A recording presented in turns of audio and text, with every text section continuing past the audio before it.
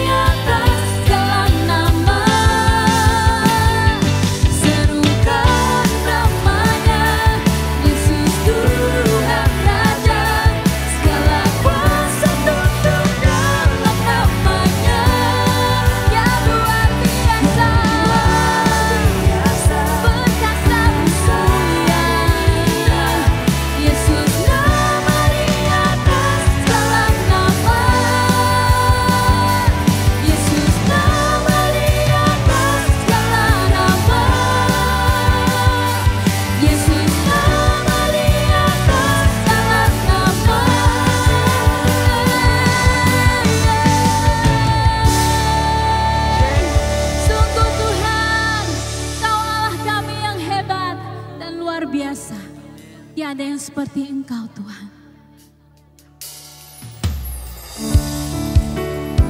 Kami bersyukur buat salib-Mu Tuhan, yang telah menghidupkan kami, menyelamatkan kami Tuhan, dan menyembuhkan kami.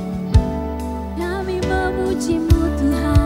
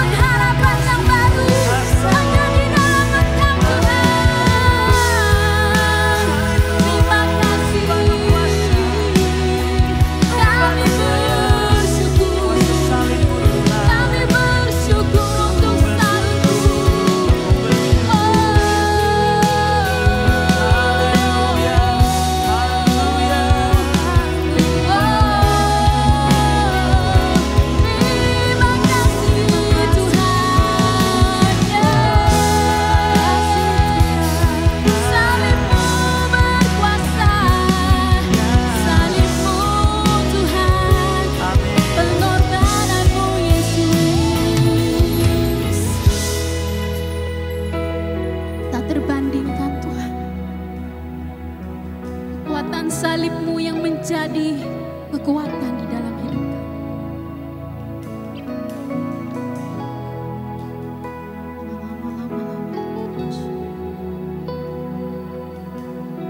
Firman-Nya dalam Roma 5 ayat 1-2. Sebab itu kita yang dibenarkan karena iman, kita hidup dalam damai sejahtera dengan Allah oleh karena Tuhan kita Yesus Kristus. Oleh Dia kita juga beroleh jalan masuk oleh iman kepada kasih karunia ini.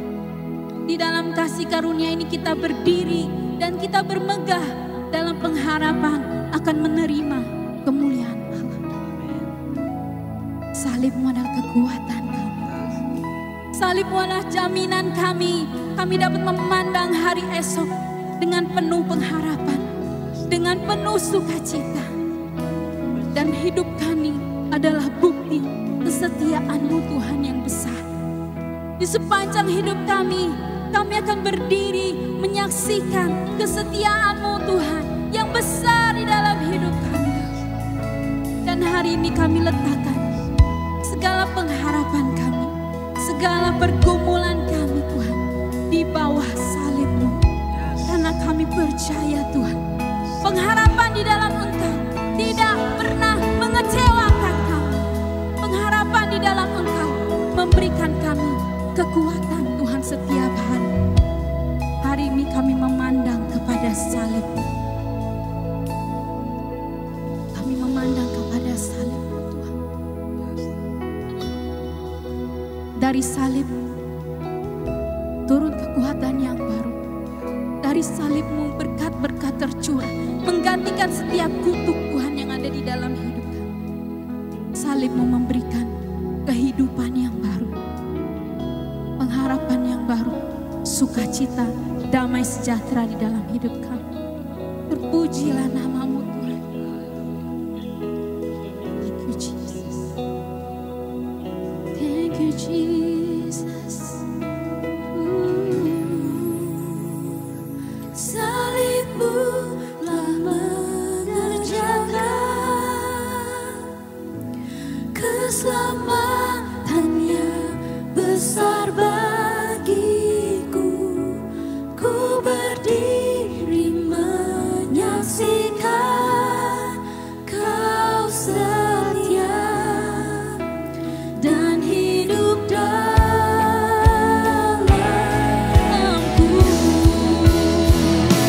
Salib-Mu telah mengerjakan keselamatan yang besar bagiku. Ku berdiri menyaksikan Kau setia dan hidup dalamku.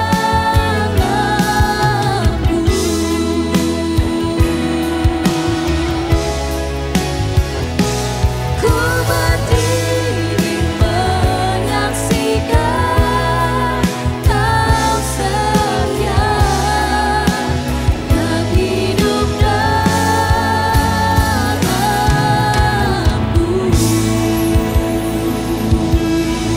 Amin, amin, Kau hidup dalamku.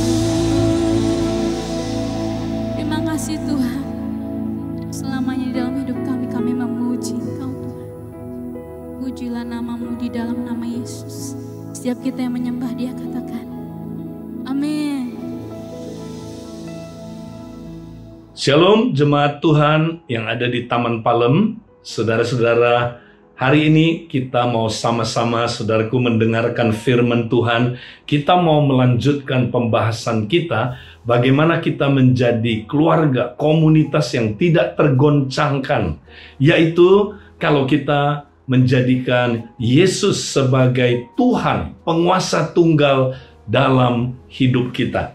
Nah, Dia sudah penguasa tunggal. Ya, Dia adalah penguasa bahkan akan jagat raya ini. Tapi kita harus menjadikan Dia sebagai penguasa tunggal atas hidup kita, keluarga kita, komunitas kita. Nah, saudara, bagaimana caranya? Kita harus belajar, ya, praktek secara praktis dalam kehidupan kita sehari-hari. Nah, sebelumnya saya ingin ulangi, saudara, Yesus bukan hanya sekedar juru selamat atau penolong. Kejuruselamatannya berkaitan dengan ketuhanannya, tidak dapat dipisahkan. Kenapa, saudara? Karena Yesus menebus kita dari dosa.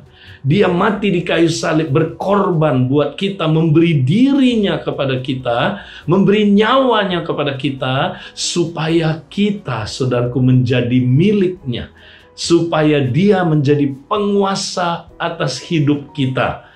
Nah, karena itu, saudara, kita harus mengerti kebenaran ini. Itu adalah seperti, saudara, ya, pada zaman dahulu di mana seorang budak, dia, saudaraku, harus mengabdi kepada tuannya. Ya, tetapi kalau ada tuan yang baru membeli dia, saudara, kemudian membayar harga yang lunas, maka dia langsung, saudara, beralih dari tuan yang lama kepada tuan yang baru.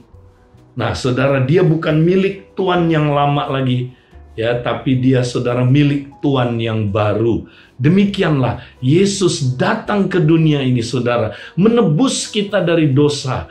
Dia, saudaraku, membeli kita supaya kita bebas dari tuan yang lama, ya, bebas dari penguasa-penguasa yang lama. Dulu kita, saudaraku, adalah budak dosa. Kita budak dunia ini, budak setan, budak nafsu kita. Tapi Yesus membeli kita dengan, saudaraku, harga tunai. Dia bayar lunas, yaitu dengan dirinya sendiri. Diberikannya nyawanya kepada kita, saudaraku. Alangkah mahalnya penebusannya. Tidak dapat dinilai dengan uang, saudara. Bukan miliaran, bukan triliunan. Ya, lebih dari segala-galanya. Karena dia memberi dirinya. Dia sangat mengasihi kita, saudara. Sehingga dia membeli kita dari perbudakan dosa dan dunia ini.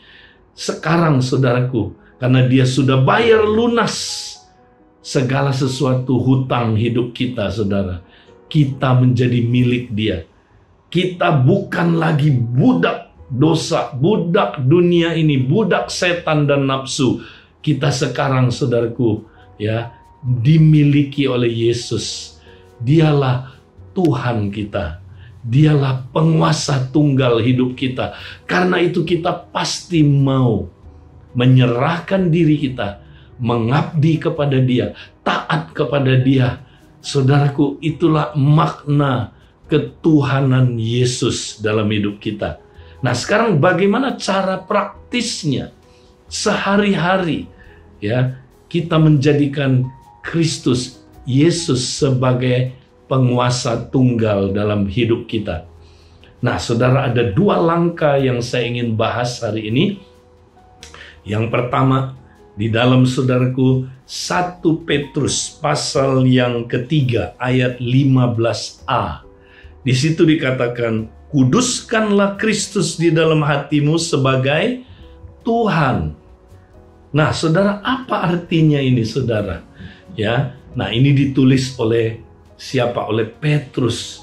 Kita ingat dulu Petrus, saudara, dia ingin sungguh-sungguh mengabdi kepada Tuhan Yesus. Dia ingin ikut Tuhan Yesus, tapi sayang dia gagal.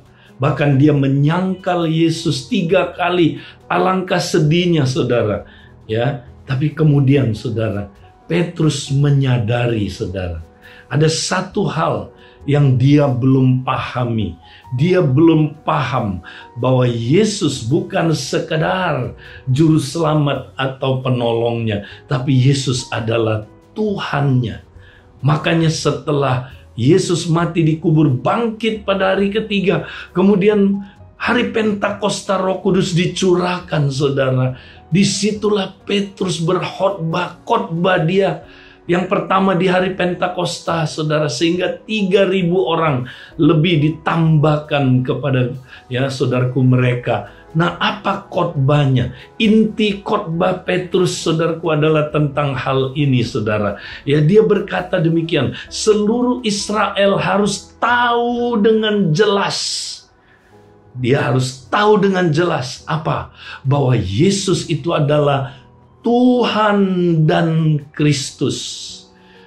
Penguasa tunggal, Tuhan dan Kristus. Dia adalah Tuhan dan Juru Selamat. Nah, orang Israel harus tahu dengan pasti.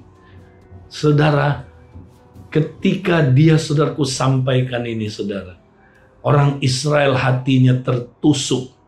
Ya, mereka berkata, kalau begitu apa yang harus kami lakukan? Ya, Petrus berkata, bertobatlah, berilah dirimu dibaptis. Ya, dibaptis air maksudnya. Kemudian kamu akan menerima karunia Roh Kudus. Nah, saudara, ini isi khotbahnya Petrus. Yesus itu adalah Tuhan, penguasa tunggal dalam hidup kita umat tebusannya, saudara. Saudara, nah inilah yang mengubah Petrus dari seorang pecundang, seorang yang, saudaraku, ya, semangat tapi jatuh bangun dalam hidupnya, saudara. Ya, dia menyangkal Yesus, dia tidak tahan penderitaan. Dia ketika dianiaya, dia mundur dari Tuhan. Dia, saudaraku, ya, tidak lulus, dia menyangkal Yesus. Tapi lihat setelah Petrus praktekkan, saudaraku, prinsip ini dalam hidupnya. Dia begitu sungguh-sungguh ikut Tuhan. Dia begitu all out menyerahkan dirinya, mengabdi kepada Tuhan Yesus. Ya, bahkan saudara, dia nggak takut lagi tantangan, rintangan, penderitaan, bahkan aniaya yang dia hadapi. Ketika dia menulis 1 Petrus 3 ayat 15 ini, saudara, konteksnya adalah, saudaraku, ya, jemaat mula-mula sedang dalam aniaya, sedang dalam penderitaan. Dia nasihati mereka bagaimana supaya mereka bisa menang. Ya, mereka bisa, saudaraku, tidak menyangkal Tuhan dalam aniaya ini. Kuncinya adalah kuduskanlah, ya, Kristus di dalam hatimu sebagai apa, saudara? Tuhan, penguasa dalam hidupnya. Nah, saudara, ketika dia praktekkan ini, maka Petrus finishing well. Ya, di dalam perjalanan hidupnya, saudara, dia begitu luar biasa. Bahkan, saudara, ketika dia, saudaraku, mau dibunuh, ya, ketika di akhir hidupnya, saudara, Petrus menurut tradisi, dia minta dirinya disalib terbalik, saudaraku. Dan dia begitu radikal, seorang pecundang, menjadi pahlawan iman yang begitu luar biasa. Kenapa? Karena dia menyerahkan dirinya, saudara, ya, menguduskan Kristus sebagai Tuhan di dalam hati dia. Nah, apa artinya menguduskan Yesus, ya, sebagai Tuhan di dalam hatinya, saudara? Ya, bukan berarti Yesus tidak kudus, perlu dikuduskan, bukan itu maksudnya. Kuduskan bisa diganti dengan apa, saudaraku? Fokuskan, ya, khususkan, utamakan, ya. Jadi kita bisa ganti demikian. Khususkanlah Kristus di dalam hatimu sebagai Tuhan, ya. Nah, dimulai dari hati kita. Saudara, kalau kita mau Yesus memerintah hidup kita, dia sebagai penguasa tunggal dalam hidup kita, harus dimulai dari hati. Karena kalau dia memerintah di hati kita, dia juga akan memerintah di dalam seluruh hidup kita. Karena hati adalah pusat dari apa, saudaraku, mengalirnya kehidupan kita. Ya, di dalam Amsal dikatakan, jagalah hatimu dengan segala kewaspadaan. Karena dari situlah, ya, saudara, mengalir kehidupan. Ya, jadi kalau hati kita diperintah oleh Kristus, seluruh hidup kita juga diperintah oleh Kristus. Dimulai dari hati. Nah, bagaimana caranya? Langkah praktisnya bagaimana? Ya, kita menguduskan Kristus di dalam hati kita sebagai Tuhan. Nah, saya bacakan dari firman Allah yang hidup, ayat yang sama, dengan tenang serahkanlah diri saudara, atau serahkanlah hati saudara kepada Kristus, Tuhan saudara. Nah, jadi kita harus serahkan. Bagian kita adalah serahkan terus-menerus. Serahkan sepanjang hari hati kita. Ya. Nah, apa itu hati? Tentu hati, saudara, berkaitan dengan manusia batiniahnya kita. Manusia yang di dalam, yang tidak terlihat. Ya. Itu hati berkaitan dengan pikiran kita, imajinasi kita, emosi kita, ya, apa saudaraku, interpersonal relationship, ya, hubungan, ya, kita punya kemampuan membangun hubungan di dalam hati kita, saudara, ya. Kemudian apalagi hati nurani kita, termasuk juga memori-memori bawah sadar kita, yang saudaraku, ya, kita kadang-kadang nggak sadar akan hal itu. Nah, itu semua kaitannya sama hati, ya. Nah, manusia batinnya kita ini harus kita serahkan kepada Tuhan setiap saat, setiap hari. Itulah ibadah kita yang sejati. Ibadah itu dimulai dengan menyerahkan manusia batinnya kita. Kalau manusia batinnya kita dikuasai oleh Tuhan, maka seluruh hidup kita dikuasai oleh Tuhan. Saudara-saudara, kita harus serahkan, ya, pikiran kita. Banyak hal-hal dalam pikiran kita, khususnya, ya, saudara, pikiran kita merekam banyak sekali, saudara, konsep-konsep yang salah, ya. Banyak sekali pikiran-pikiran yang gak benar kita rekam itu, saudara. Ya, juga pikiran-pikirannya negatif. Pikiran-pikiran yang terluka. Nah, ini berkaitan dengan luka hati. Ya, itu kita rekam di pikiran bawah sadar kita, saudara.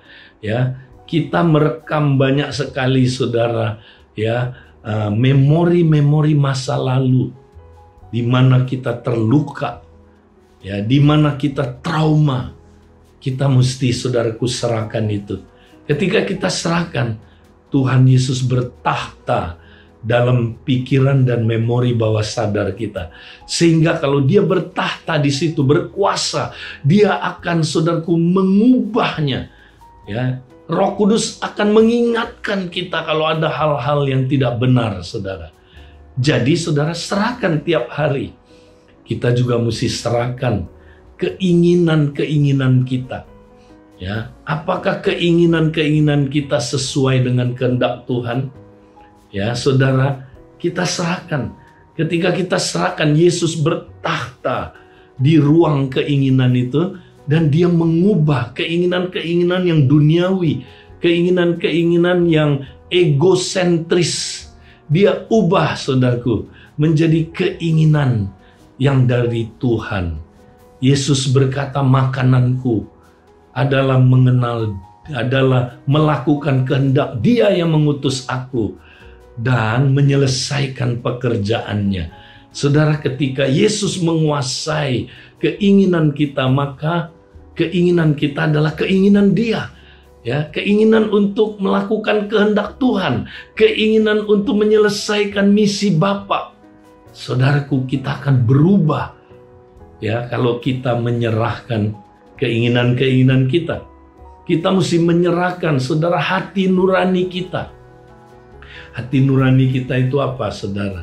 Ya, itu kemampuan, kepekaan di dalam diri kita, saudara.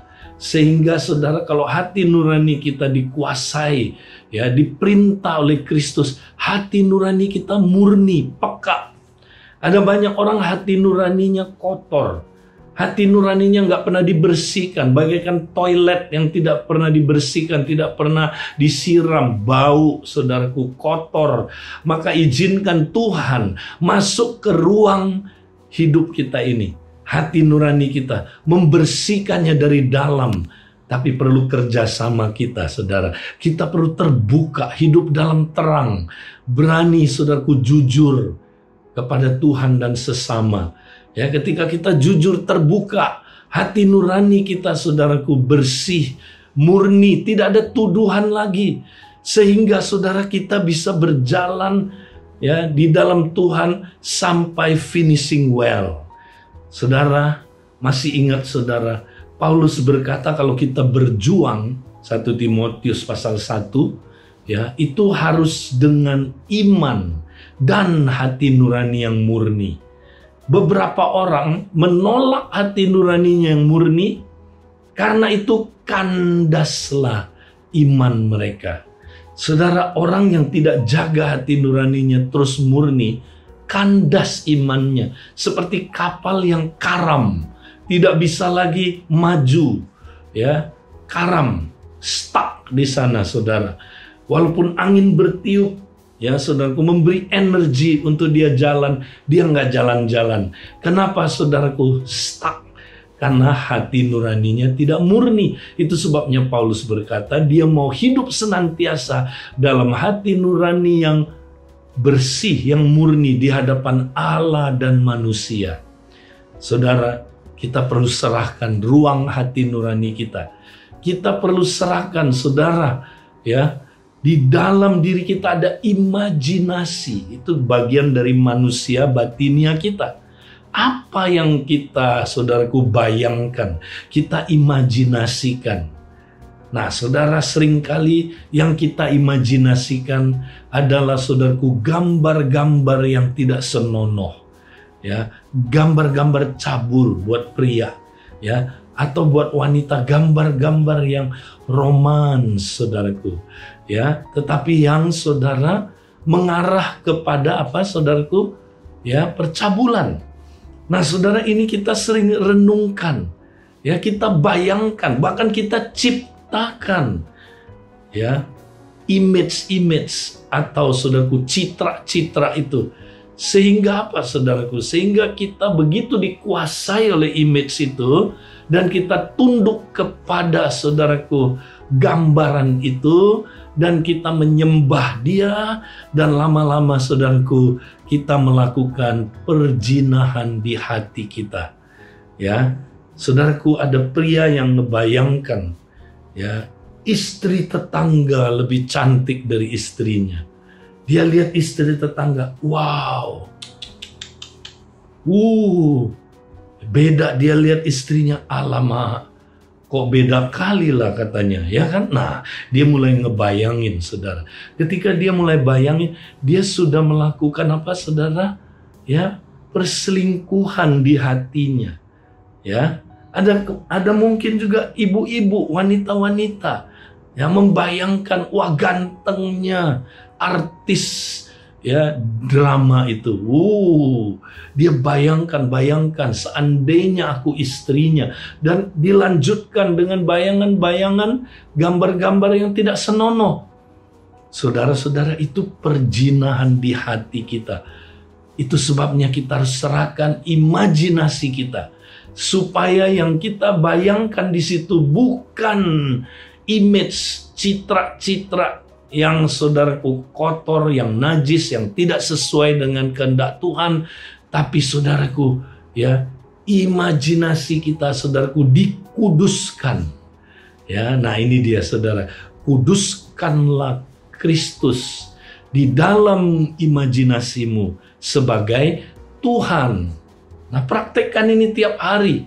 Saudara, inilah awal pertama kita, saudaraku, mempraktekkan, saudaraku, bagaimana kita menjadikan Yesus Tuhan, ya, atas hidup kita. Ya, sekali lagi, dia sudah Tuhan, tapi saudara harus jadikan dia Tuhan sebagai penguasa tunggal hidup saudara. Dimulai dari hati, itu yang pertama. Nah, sekarang yang kedua, saudara. Yang kedua itu, saudara, kita akan lihat di dalam Kolose pasal 3 ayat 17 dan 23. Saya bacakan ayat 17 saja. Dan segala sesuatu yang kamu lakukan dengan perkataan atau perbuatan, Lakukanlah semuanya itu dalam nama Tuhan Yesus sambil mengucap syukur oleh Dia kepada Allah Bapa kita. Nah, yang kedua, setelah kita menyerahkan manusia batinnya kita, ya, yang berkaitan sama hati kita, ya, kita menguduskan Kristus sebagai Tuhan di hati kita. Nah, baru langkah yang kedua, sekarang perbuatan-perbuatannya, ya. Nah, bagaimana kita melakukan aktivitas hidup kita. Nah, kalau saudara baca ayat ini, saudara, segala sesuatu yang kita lakukan, baik dengan perkataan maupun perbuatan, harus dilakukan dalam nama Tuhan Yesus. Ya, ayat 23 bilang, apapun yang kita lakukan, saudara, kita lakukan harus dengan sungguh-sungguh, bukan seperti untuk manusia, tapi seperti untuk Tuhan. Karena Dialah Tuhan, kita hambanya, saudara. Nah, saudara, artinya apa? Apapun yang kita lakukan dalam hidup kita, karena Yesus adalah pemilik kita, penguasa tunggal hidup kita, maka apapun yang kita lakukan haruslah sebagai bentuk pengabdian kepada Dia. Haruslah sebagai bentuk penyembahan kepada Dia. Haruslah, ya saudaraku, sebagai bentuk tindakan ibadah. Itu dia, saudara. Apapun yang kita lakukan adalah ibadah. Nah, itu artinya, saudara, kita melakukannya dalam nama Tuhan Yesus. Apakah praktisnya, saudara, artinya? Apakah mengucapkan nama Yesus saja? Ketika saya mau makan, saya makan dalam nama Yesus. Saya mau berangkat dalam nama Yesus. Tuhan, lindungi perjalanan kami, supaya kami selamat tiba di tempat tujuan kami. Apakah salah kita menyebut nama Yesus? Enggak salah, saudara. Ya, tapi bukan hanya menyebut nama Tuhan Yesus saja. Ya, pengertiannya lebih jauh dari sekedar menyebut nama Tuhan Yesus. Nah, apa artinya, saudara, kita melakukan apapun di dalam nama Tuhan Yesus, saudara? Nah, ini artinya, saudara. Ada dua arti. Ya, pertama, artinya kalau saya melakukan sesuatu di dalam nama Tuhan Yesus, ya, itu artinya saya melakukan segala sesuatu mewakili Yesus. Saya kasih contoh, saudara. Kalau seorang presiden, dia diundang, saudara, untuk mengikuti sebuah saudaraku, acara peresmian, sebuah proyek peresmian yang besar sekali, saudara. Maka presiden itu, ya, dia pasti mau datang, betul? Nah, tapi kebetulan pada waktu sebelum, ya, dia datang itu terjadi sesuatu, dia nggak bisa datang, saudara. Apa yang dilakukan oleh presiden itu, saudara? Nah, maka presiden itu biasanya akan menunjuk salah satu menteri terkait untuk mewakili dia, memberi sambutan, saudara. Nah, maka menteri yang mewakili dia ini, dia datang dalam nama presidennya, saudara. Dia mewakili presidennya. Maka waktu dia tiba, saudara, dia harus memberikan sambutan sesuai dengan, ya, yang diinginkan oleh presidennya. Enggak boleh dia memberi sambutan tidak seperti yang diinginkan oleh presidennya. Harus bisa merefleksikan, ya, saudaraku, kehendak dan karakter dari presidennya. Demikian juga, saudaraku, kalau kita melakukan apapun, kita, saudaraku, harus mewakili Yesus, saudara. Jadi saya melakukan sesuatu dalam nama Tuhan Yesus, artinya saya mewakili Tuhan Yesus melakukan itu. Maka saya harus bisa mengekspresikan Yesus. Saya harus bisa, saudaraku, merefleksikan Yesus. Saya harus, saudaraku, melakukannya sesuai dengan kehendak dan karakter Yesus. Contoh, kalau saya berdagang dalam nama Tuhan Yesus, maka saya harus bisa merefleksikan, ya, kehendak dan karakter Yesus. Tapi kalau saya tipu sana, tipu sini, bohong sana, bohong sini, nggak jujur, manipulatif, apakah itu saya mengekspresikan, merefleksikan Yesus? Tidak, saya mempermalukan Yesus. Saudara, karena itu saudara, itu arti pertama. Kita melakukan apapun harus merefleksikan kehendak dan karakter Kristus, saudara. Ya, kita perlu pikirkan ini. Nah, yang kedua artinya saudara melakukan dalam nama ya Tuhan Yesus, artinya kita melakukannya di bawah otoritas, kuasa, hadirat dan motif dari Tuhan Yesus. Ya, jadi misalnya menteri tadi kalau dia saudara datang dalam nama presidennya, maka dia punya otoritas ya melakukan tindakan itu. Dia punya kuasa melakukan tindakan itu. Ya, bahkan saudaraku, dia sebenarnya mewakili hadirat dari presidennya. Ya, manusia tidak maha hadir, saudara. Ya, tapi kalau kita melakukannya dalam nama Tuhan Yesus, ingat saudaraku, Tuhan Yesus itu maha hadir. Bahkan dia hadir dalam hidup kita. Jadi waktu kita melakukannya di dalam nama Tuhan Yesus, artinya kita melakukannya di hadirat Tuhan Yesus. Inilah coram Deo, saudara. Ya, apapun yang kita lakukan harus kita lakukan di hadiratnya Tuhan Yesus. Ya, saudara, kalau kita lakukan ini, apa yang terjadi, saudara?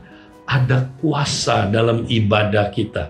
Karena kita, saudara, melakukannya di bawah otoritas, kuasa, hadirat dari Tuhan kita.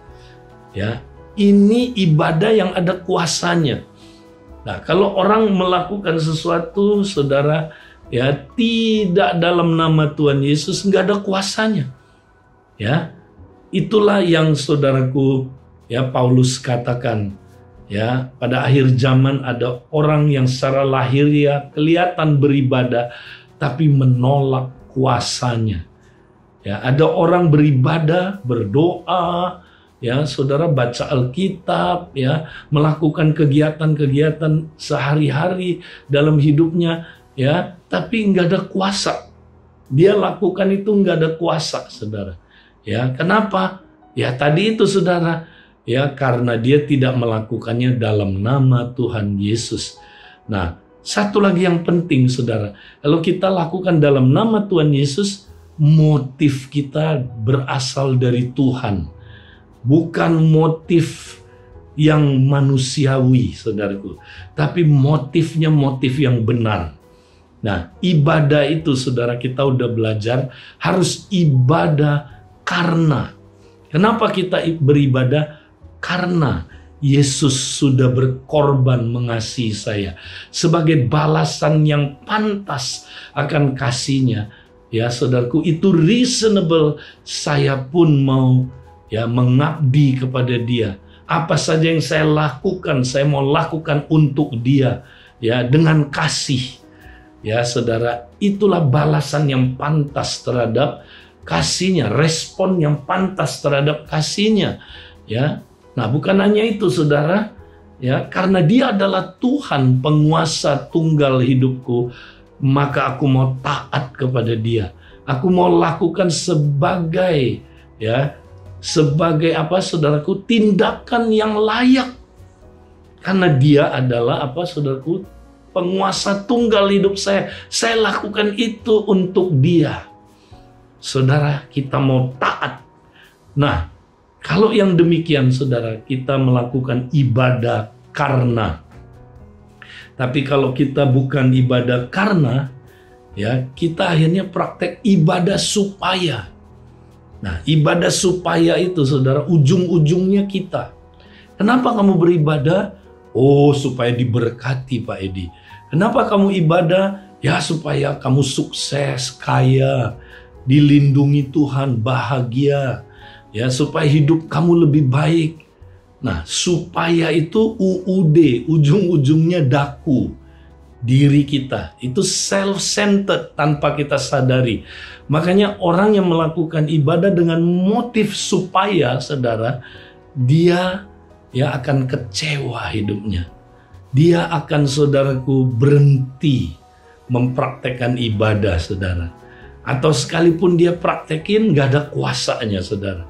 Dan itu tidak berkenan kepada Tuhan, tidak menyenangkan Tuhan. Mari, saudara, apapun yang kita lakukan, termasuk ya kita berperan sebagai suami, istri, anak-anak, bapak, ya, tuan katanya, saudaraku, kemudian hamba, mungkin asisten rumah tangga di rumah, karyawan, bos, kita mesti melakukannya, saudaraku, seperti untuk Tuhan, bukan untuk manusia. Lakukan itu karena, bukan supaya. Kenapa kamu mengasihi istri kamu? Oh, Pak Edi, supaya dia mengasihi saya. Ya, saya mau mengasihi dia supaya dia tunduk sama saya. Kenapa kamu mengasihi anakmu? Ya, Pak Edi, supaya nanti saya hari tua ada yang pelihara. Itu motif yang tidak benar. Mari kita lakukan karena. Saudara, itulah ibadah yang sejati. Kalau saudara praktekkan ini, saudara, ya, di dalam setiap perbuatan saudara, ya, maka saudara sedang mempraktekkan ibadah yang sejati. Nah, saudara, mari kita terus praktekkan prinsip ini. Ya, kita mau menyerahkan hidup kita kepada Tuhan, ya, karena Dialah Tuhan dan Juru Selamat kita. Puji Tuhan, mari kita semangat mempraktekannya. Tuhan memberkati saudara. Wow, luar biasa hari ini. Pasti setiap kita diberkati oleh kebenaran firman-Nya. Yuk kita mau sama-sama Bapak Ibu Saudara, kita mau lakukan kebenaran firman Tuhan. Ya, kita mau akhiri ibadah kita pada hari ini. Mari kita mau angkat tangan kita, terimalah berkat daripada Allah Bapa, cinta kasih daripada Tuhan Yesus Kristus yang akan menyertai kita, dan persekutuan daripada Roh Kudus yang akan memampukan kita untuk terus menjadi pelaku firman-Nya. Hanya diterimalah berkat ini, hanya di dalam nama Tuhan Yesus Kristus. Yang setiap kita yang terima berkat, kita mau katakan, amin.